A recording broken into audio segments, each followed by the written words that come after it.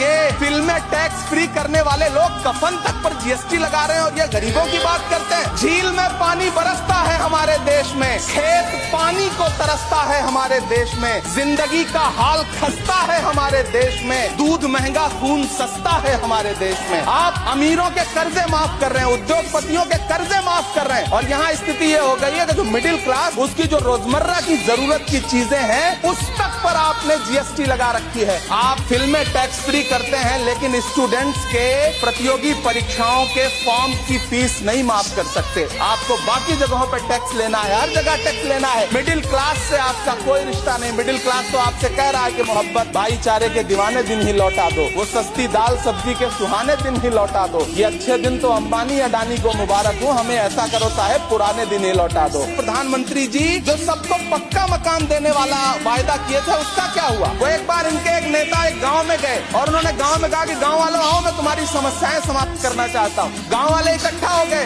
नेताजी ने गांव वालों से कहा बताओ तुम्हारी दो समस्याएं बताओ, मैं दोनों समस्याओं का यहीं पे समाधान करूंगा। तो गांव वालों ने कहा साहब हमारी पहली समस्या है कि हमारे यहाँ कोई हॉस्पिटल नहीं है। तो नेताजी ने मोबाइल निकाला, कहीं फोन मिलाया और मिला के फोन पे पता नहीं क्या कुछ कहा कि यहाँ गाँव में हॉस्पिटल नहीं है, हॉस्पिटल तुरंत यहाँ हॉस्पिटल चाहिए। गाँव वाले खुश हो गए कि 1 मिनट में यहाँ हॉस्पिटल आ रहा है। अगली समस्या के बारे में उन्होंने नेताजी ने गांव वालों से कहा कि मैंने आपकी पहली समस्या समाप्त कर दी, दूसरी समस्या बताओ। तो गांव वालों ने कहा साहब इस गांव में कोई भी मोबाइल का नेटवर्क ही नहीं है। ये है इनके काम करने का तरीका, ये है झूठ बोलने का तरीका।